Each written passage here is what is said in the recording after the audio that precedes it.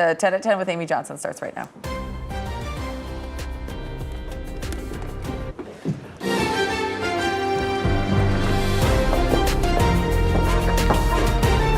This is Kcal News Mornings. Crash, crash, crash. This is alert 3. Crash, crash, crash. This is alert 3. Started his operations with that Kcal and the CRJ. That is affirmative. Kilo CRJ, approaching 3-3. Next thing you know, I heard a loud explosion. I looked to the left, saw a big ball of fire, and my neighbor hollered out, "Oh my God, that's a plane." This morning, we all share in a profound sense of grief. This is a terrible tragedy that will unite those in Washington, D.C. and Wichita, Kansas forever. Taking a live look at Washington, D.C. now as recovery continues in the Potomac following that mid-air collision between a Black Hawk helicopter and an American Airlines jet. Officials say all of the passengers are feared dead, including members of an East Coast skating club, and the rescue mission has turned into a recovery mission. Thank you for joining us for the 10 at 10. I'm Amy Johnson. Our coverage of that massive mid-air collision in Washington, D.C. continues at this hour. We have team coverage for you. Our Amanda Starantino is standing by with reaction from our local skating community. But first, let's go to Kcal News reporter Cara Finstrom, who joins us live in studio with the very latest. Cara?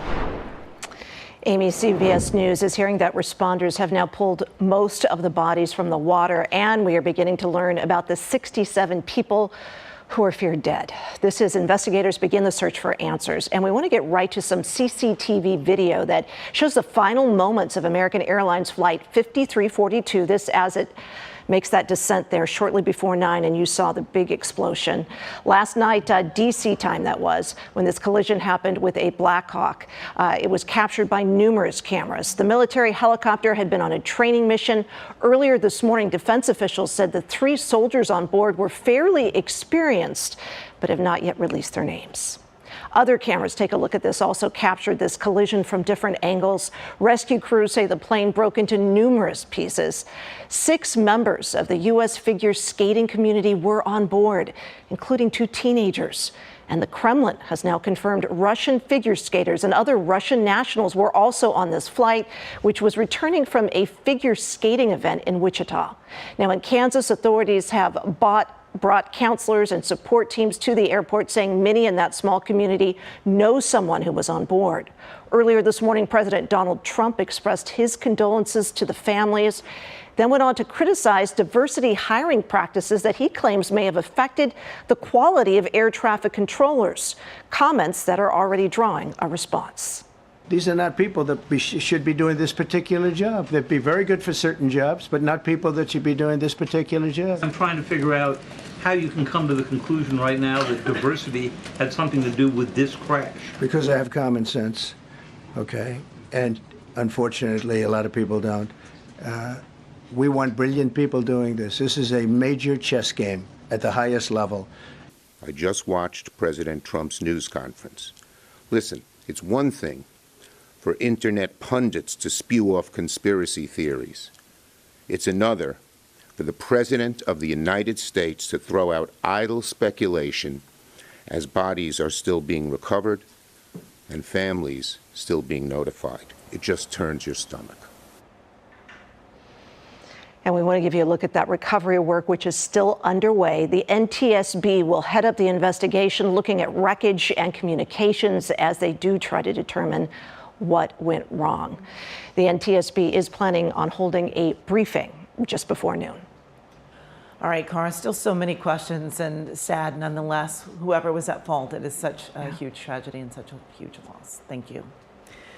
Well, as we mentioned, 64 people were on board that plane. 14 of them were returning from a skating development camp in Wichita. Also on board were 2 Boston Skating Club coaches and former Russian skaters, Vadim Naumov and Evgenia Shishkova. Here's video of the 2 skating. They were world champions and competed at 2 Olympics. The Kremlin also noted that other Russians were on board. A USA Today sports columnist spoke about the impact the crash will have on the U.S. skating community. This is U.S. figure skating's future. This would be the young teenagers who we would expect to see bubble to the surface, rise up, and compete moving forward, even to the 2030 Winter Olympic Games. This is not the first tragedy to hit the figure skating world. It was back on February 15, 1961. The 17-member U.S. figure skating team and their coach were among the 72 people killed when a Sabena Boeing jet airliner crashed near Brussels, Belgium. They were on their way to Prague.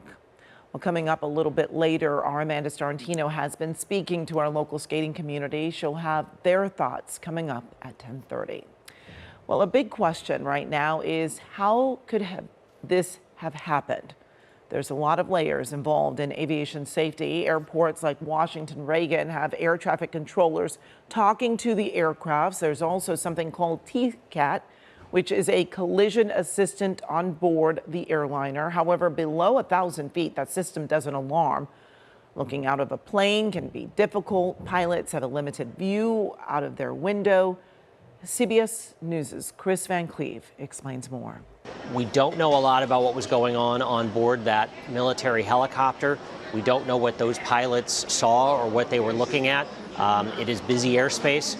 It was at night, so while there was clear visibility, you are looking at basically flashing lights in the dark. And this is an arrival pattern, so there are other airplanes behind the one that they ultimately collided with. Answers, of course, will take time. The NTSB is investigating, and it could take a year or more to get that final report. Now, of course, this is not the first time a passenger plane has crashed into the Potomac. The last incident happened on January 13th, 1982. An Air Florida 737 bound for Tampa crashed just after takeoff. 71 of the 76 people on board died, along with 4 people on the ground. Meanwhile, the last major air disaster in the U.S. happened back in 2009. That's when a Colgan Air commuter jet crashed into a home in Buffalo, New York. All 49 people on the plane died. One person inside the home was also killed. The NTSB ruled the pilots were fatigued from flying too many hours and caused the plane to stall. Be sure to stay with us. In our next half hour, we'll have a live report from Washington, D.C., and you can follow our continuing coverage online at kcalnews.com. Let's check in with our meteorologist now, Amber Lee. She's joining us now with the next weather forecast. Amber. Hi, good morning, Amy. So here's a quick look at our beautiful next weather sky cam. This is our Blue Ridge camera. So after all the mountain snow that we got the other day, look just how picture perfect it looks. But as we look beyond the video, you could also see that we are looking at clouds. So this morning we had that marine layer resurface, and the marine layer is actually still with us. So it's still pretty gray depending on where you live. I'm going to take you over to our LAX camera so you kind of get an idea. From the mountains to the beach, we're looking at some gray conditions at the moment. And that's because that marine layer is going to take a little bit longer to clear. And because it is taking a little bit longer to clear, our temperatures are going to stay a little cooler than normal again today. So here's a quick look at our next weather visible satellite. You can see just how far the clouds have gone right up against the foothills, but we're starting to see some breaks in some of the clouds. So we're starting to see a little bit of that hazy sunshine mixed in. Temperatures this afternoon, we're looking at highs in the 60s for Van Nuys. We'll have some upper 50s for Camarillo and also Simi Valley, a high of 53 for Claremont. So overall, you can see this is much cooler than where we should be this time of year. We're looking at 60s for the Fullerton area, but we're also looking at the chance of rain increasing as we head into the next few days. And you can see that low pressure system sitting right off the coast. Coming up my next weather forecast, I'll tell you when we can expect that rain and what's in store as we head into the weekend. Amy, back to you. All right, thanks so much. Now you can get your Kcal News, weather, and live stream all in one place on the CBS News app. Download it free today.